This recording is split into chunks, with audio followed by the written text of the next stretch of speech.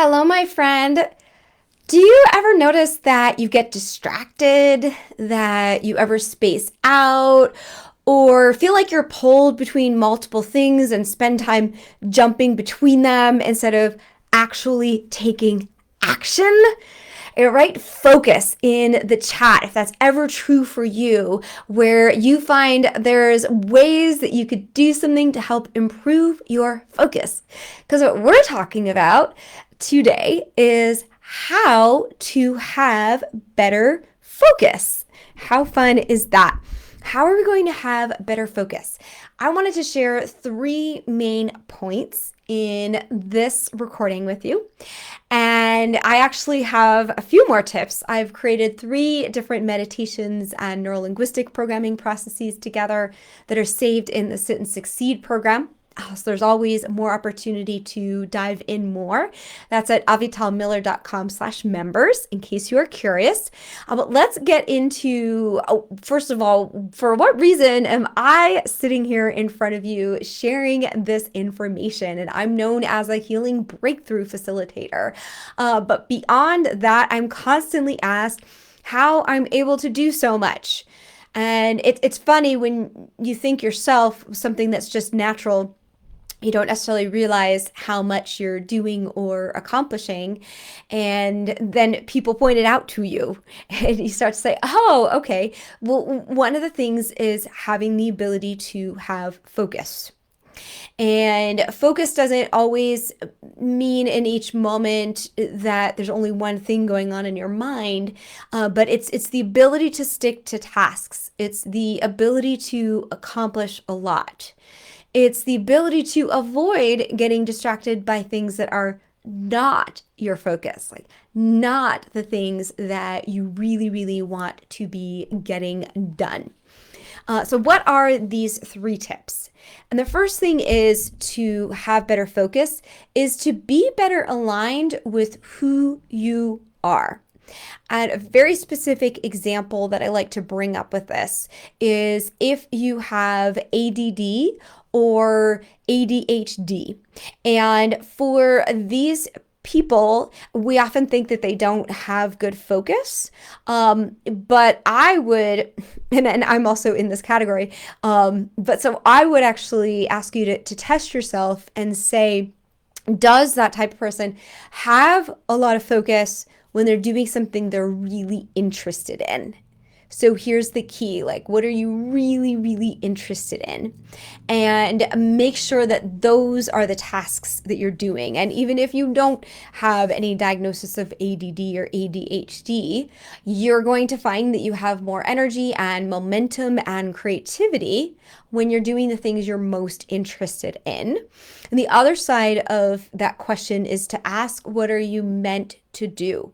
Because, and what aspects of the project are you meant to do? Because it's, like, okay, so I'm a speaker, right? And I love speaking. And there's all this back end work, believe it or not, that goes into applying for speaking engagements. And even when people are approaching me, but just sending the information needed from me, from them, putting it in my calendar, promoting, right? There's all these other pieces that happen in there. And it's understanding, am I meant to be doing all of those pieces or just the speaking piece or, just this piece and this piece? Getting into the what you're meant to do is again going to tie into the same feeling that you get from what are you interested in doing. And you'll notice that you have a lot more energy and vibrancy when you're doing what you're interested in doing. So that's another clue, is the energy word here. And I just want to take a moment and thank everyone for tuning in to this video. I really appreciate you coming on here. These are the tools for how to focus better, for what I use for myself, and then also what I've been using with my clients to help them really break through and find more success in their work, especially, but also in other areas of life. So please be sure to like, share, and comment this video so that we can continue to spread these ideas of how we could all become like these super manifestors, just able to accomplish so much of what we want, being more efficient so that we have more time for ourselves, for that sense of freedom. And the first thing I mentioned is working in alignment with who you are. One of those pieces is also working in alignment with your emotions, which is the second point, which I call clearing the junk in the trunk. But I want you to consider these examples. You can think about that coworker who's kind of annoying and hard to talk to, and think about just even the time that your mind spends thinking about that, but also your emotional response to that and how that can slow down your productivity and distracts you from the focus of actually getting work done. Or think about, like, let's say your boss isn't as empathic, and understanding to what's going on for you and how much you have to do. And that adds another level of frustration and emotions, which then tires you and you get distracted by that thought. So it's harder to focus and maintain that high vibrancy.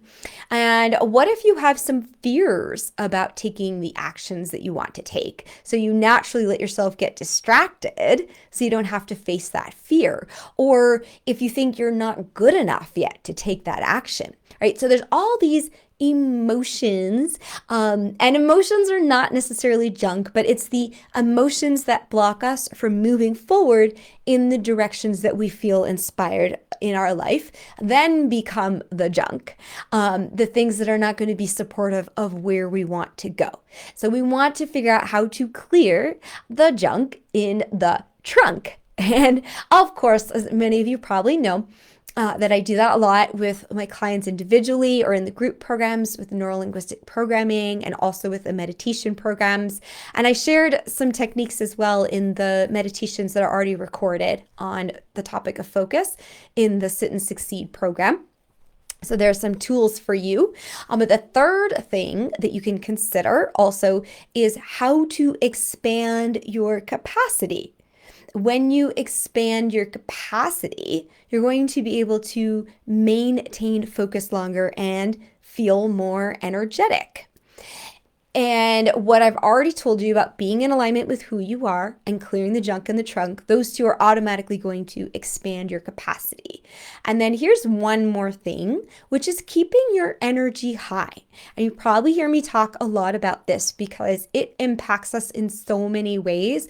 When we keep our energy high, right, we have more motivation. We also have more intuition, which then means that we have more superconscious solutions, which also to the challenges that come up. And this also means that we're more magnetic towards the things that are really going to be supportive, towards the people who are going to help us take the actions that we need to take. So you have to keep in mind that part of focus, what I'm talking about here, is having the ability to accomplish a lot. And it doesn't mean that you have to be the only one doing it. So it's focusing the energy in the direction to magnetize the results that you want.